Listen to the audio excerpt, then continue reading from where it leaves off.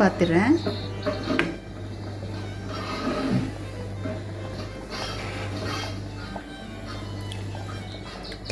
Super, உப்பு perfect, எல்லாமே perfect. Oh my God, what a taste.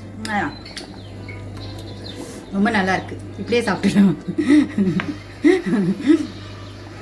Sorry, நிஜமாக நல்லா இருக்குங்க. இன்னைக்கு நான் பண்ணுறது வந்து மொச்சக்கொட்டை குழம்பு. No onion, no garlic. முதல்ல மொச்சக்கொட்டையை ஒரு கப்பு எடுத்து வச்சுட்டு நான் நல்லா ஒரு நைட்டு ஃபுல்லாக ஊற வச்சுட்டு அப்புறம் அதை எடுத்து பாயில் பண்ணி வச்சுருக்கேன். இதை பார்த்தீங்கன்னா இதை பாயில் பண்ணி வச்சுருக்கேன். பாயில் பண்ணி வச்சு மொச்சக்கொட்டை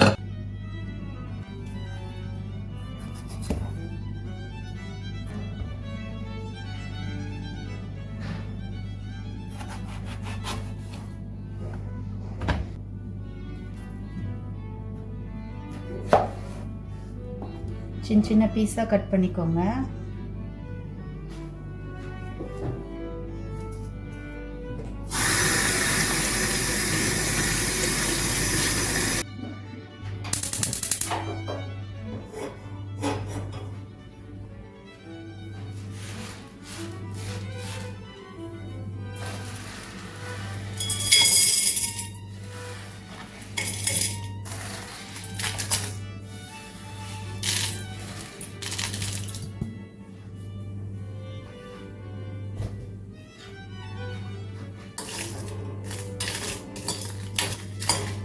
நல்லா வாசனை வர வரைக்கும் வறுத்துக்கணும்.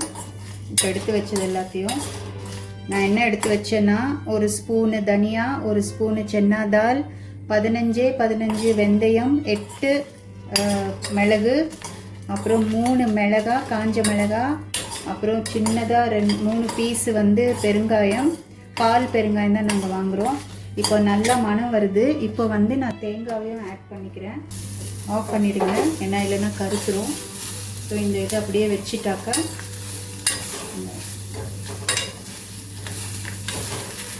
புளியை வந்து நாங்களே ரெடி பண்ணி பேஸ்ட்டாக வச்சுட்டு இந்த மாதிரி பாட்டிலில் வச்சு ஃப்ரிட்ஜில் வச்சுருவோம். ஸோ இது ஒரு 2-3 மாதம் எங்களுக்கு அப்படியே இருக்கும். ஒரு நாள் நான் இதை எப்படி பண்ணுறேங்கிறது ரெசிபி போடுறேன். தாளிக்கு தேவையானது சொல்லிடுறேன். நான் கையளவு தான் போடுவேன். சும்மா கொஞ்சமாக கடுகு, உளுத்தம்பருப்பு, 3 காஞ்ச மிளகாவை பிச்சு போட்டிருக்கேன். 2 பெருங்காயம் வந்து வச்சுருக்கேன். ஏன்னா ஏற்கனவே அங்கே 3 பெருங்காயம் இருக்குது. அப்புறம் வந்து 4 எண்ணெய், வெந்தயம். ஓகே, இதை வந்து நான் இப்போது எண்ணெயில் தாளிச்சிக்க போகிறேன்.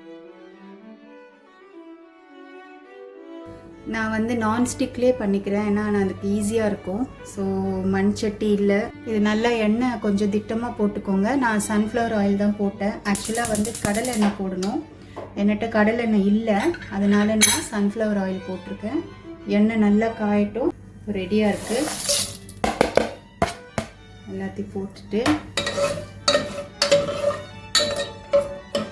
கொஞ்சம் வெடிக்கட்டும். இல்லை நான் இந்த வறுத்து வச்சேன் இல்லைங்களா, அது பார்த்தீங்களா நல்லா தேங்காய் விதிர்ந்து போச்சு. அப்படிலாம் இப்போ உளுத்தம்பருப்பு சிகப்பாக ஆரம்பிக்குதுங்க. கடுகும் கொஞ்சம் வடிக்க ஆரம்பிச்சிச்சு. இந்த சமயத்தில் கழுவி வச்சு பூசணிக்காய் நான் போட்டுடுறேன்.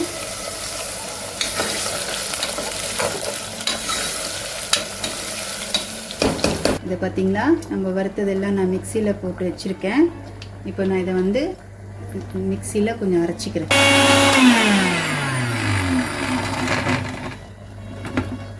பார்த்தீங்களா, நல்லா வந்துடுச்சு பொடி மாதிரி பவுடராக. இதை கொஞ்சம் நல்லா க்ளீன் பண்ணி ரெடியாக வச்சுக்கிட்டோம்னா தேவையானப்போ டக்குன்னு போட்டுக்கலாம். எல்லாமே நல்லா பொடி ஆயிடுச்சு. ஒரு 5 நிமிஷம் நல்லா வறுத்துட்டேன். பார்த்தீங்களா எப்படி இருக்குன்னு. இந்த மாதிரி கொஞ்சம் டிரான்ஸ்பரண்ட்டாக வரும்போது இங்கே வேக வச்சுருக்கேன் இல்லைங்களா அந்த மொச்சக்கொட்டை, இதை அப்படியே நான் இதில் போட்டுக்கிறேன்.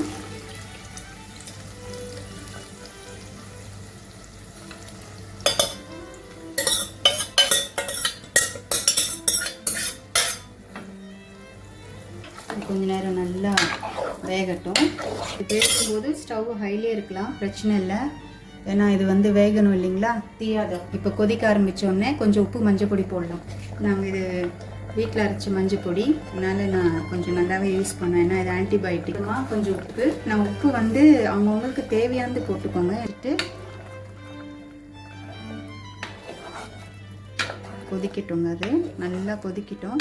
இப்போ நல்லா குழம்பு கொதிச்சிட்டு இருக்குங்க, தெரியுதுங்களா? இப்போ நான் சொன்னேன் இல்லைங்களா, எங்கள் வீட்டு புளி, இதை நான் கொஞ்சமாக இந்த அளவு போடுவேன்.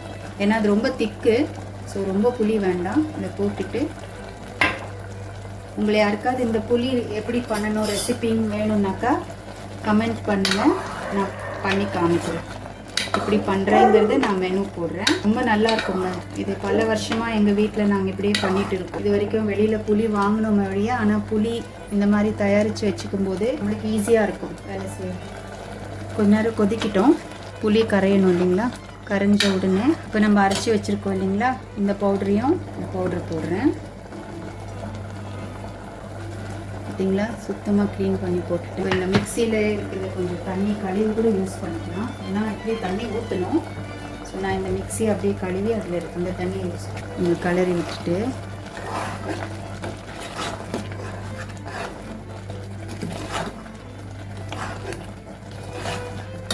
மிக்சி கழுவின தண்ணி ஊற்றுவேன். இது வந்து உங்களுக்கு எவ்வளோ திக்காக வேணுமோ, நாங்கள் வந்து ரொம்ப திக்காக சாப்பிட மாட்டோம், அதனால் இன்னும் கொஞ்சம் தண்ணி ஊற்றுவேன். அது கொதிக்கட்டுங்க. இப்போ கொதிக்க ஆரம்பிச்சிருக்குங்க. ஆனால் கொதிச்சு இந்த மணம் வரும், மசாலா இதுவான மணம் வரும், பச்சை வாசனை போயிட்டு, அதாவது வறுத்த பச்சை வாசனை போய் நல்ல மணம் வரும். அது வரைக்கும் கொஞ்சம் கலரிட்டே இருங்க. வாவ் நீங்கள் பண்ணி பாருங்கள். பண்ணிவிட்டு எனக்கு கமெண்ட்டில் சொல்லுங்கள் எப்படி இருக்குங்க. ரொம்ப நல்லா வந்திருக்கு, நான் எதிர்பார்க்கல. ஒருவேளை உங்களுக்காக தான் இது அவ்வளோ ஸ்வீட் ரொம்ப சூப்பராக வந்திருக்கோ என்னவோ. இப்போது நான் வந்து பாயில் பண்ணதுக்கப்புறமா நெய் கொஞ்சம் போடணும். ஸோ நெய் வந்து எங்கள் வீட்டில் நெய் இல்லாத சாப்பாடு இருக்காது. உங்களுக்கு வேணால் போட்டுக்கோங்க. சில பேர் நெய் சாப்பிட மாட்டாங்க, அப்படி இல்லைன்னா விட்டுருங்க, நாட் அ மஸ்ட்டு. ஆனால் எங்கள் வீட்டில் இருக்கிறவங்க எல்லாருக்கும் நெய்னா உயிர். அதனால் ஜஸ்ட்டு 2 ஸ்பூன் நெய் போட்டிருக்கேன். நல்லா நெய் கொஞ்சம் கொதிக்கட்டும். நெய்யும் கொதிச்சதுக்கப்புறமா கொஞ்சமாக வெல்லம் போடணும். பாருங்கள், இந்த அளவுக்கு வெல்லம் போடுறோம், ஏன்னா அது டேஸ்ட் என்ஹான்ஸ் பண்ணும். நான் சும்மா கொஞ்சம் தான் போடுறேன். கொதிக்கட்டுங்க. ரொம்ப நல்லா வந்திருக்குங்க. நிஜமாக நீங்கள் ட்ரை பண்ணி பார்க்கணுங்க. பார்த்துட்டு இதில் எதோடெல்லாம் நீங்கள் சாப்பிட முடியும்னு கேட்டிங்கன்னா, சப்பாத்தி சாதம், நல்லா சூட சாதம் பண்ணிவிட்டு இதை குத்தி சாப்பிடுங்க. பருப்பு சாதத்தோடு தொட்டு சாப்பிட்லாம். தோசை, இட்லி, உப்புமா, அப்புறம் வந்து உங்களுக்கு எதுனாலும், சப்போஸ் எதுவுமே இல்லைங்களா, இது வந்து ஒரு ஃப்ரிட்ஜில் வச்சிங்கன்னா 4 நாள் எங்கள் வீட்டில் வருங்க இது. ஏன்னா நாங்கள் ரொம்ப சாப்பிட மாட்டோம். இது மாதிரி நிறைய பண்ணிவிட்டு ஃப்ரிட்ஜில் வச்சுருவேன். எப்படின்னா ஒரு டிஃபன் பாக்ஸு கொஞ்சம் கொஞ்சமாக இல்லை 2, 3 அந்த மாதிரி பிரித்து டப்பாவில் போட்டு வச்சுருவேன். அந்த டப்பாவை மட்டும்தான் எடுத்து சூடு பண்ணுவோம். அப்போ என்ன ஆகுன்னா 4 நாளைக்கு இந்த குழம்பு நல்லாயிருக்கும், சூப்பராக இருக்கும். காரம்லாம் வந்து நாங்கள் கம்மியாக சாப்பிட்னால கம்மியாக போட்டிருக்கேன். உங்களுக்கு எப்படி வேணுமோ அதை நீங்கள் போட்டுக்கோங்க, சரிங்களா? இதில் வந்து எக்ஸ்ட்ரா ஒரு ஐடியா சொல்லிடுறேன். நாங்கள் என்ன பண்ணுவோன்னா, இந்த தலிவடான்னு சொல்லுவாங்கள்ல, இந்த வடை இது வேணும்னா நீங்கள் போட்டுக்கலாம். தெலுங்குல மினப்பப்பு வடியாலும் சொல்லுவோம். பருப்பு வத்தல் நினைக்கிறேன். எங்கள் அம்மா தான் பண்ணுவாங்க, இதெல்லாம் வீட்டில் பண்ணுறது தான். ஆனால் தெலுங்குல மினப்பப்பு வடியாலும் சொல்லுவோம்.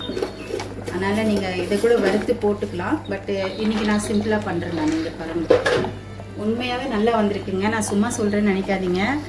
கண்டிப்பாக நீங்கள் இதை செஞ்சு பார்க்கணும். பார்த்துட்டு எனக்கு கமெண்ட்ஸில் சொல்லுங்கள். அதே மாதிரி உங்கள் யாருக்காவது இந்த மாதிரி இந்த புளி பேஸ்ட் வேணும்னா எப்படி பண்ணேன்னு கேட்டிங்கன்னா, நான் அதையும் உங்களுக்கு காய்ச்சி வைக்கும்போது நான் கண்டிப்பாக போடுற ரெசிப்பியில். அதே மாதிரி இது பூசணிக்கான்னு இல்லைங்க, இதில் நீங்கள் கத்திரிக்காய் போடலாம், முருங்கைக்காய் போடலாம். முருங்கைக்காய் இன்னும் ரொம்ப சூப்பராக இருக்கும் டேஸ்ட்டு. முருங்காவும் போடலாம். நான் வந்து முருங்கைக்காய், கத்திரிக்காய், பூசணிக்காய், அவரைக்காய், என்ன காய் இருக்கோ நான் போடுவேன். நான் ஒன்றா சேர்க்க மாட்டேன், தனித்தனியாக நான் போட்டு வச்சுப்பேன். ஓகேங்களா?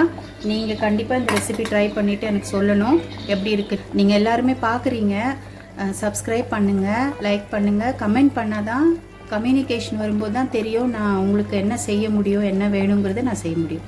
ஓகேங்களா? தேங்க்யூ ஸோ மச் ஃபார் வாட்சிங். எல்லோரும் நல்லா இருங்க. ஓகே மை டியர் ஒன்ஸ், கூடிய சீக்கிரம் இன்னொரு ரெசிபியோட நான் அப்லோட் பண்ணுறேன். தேங்க்யூ.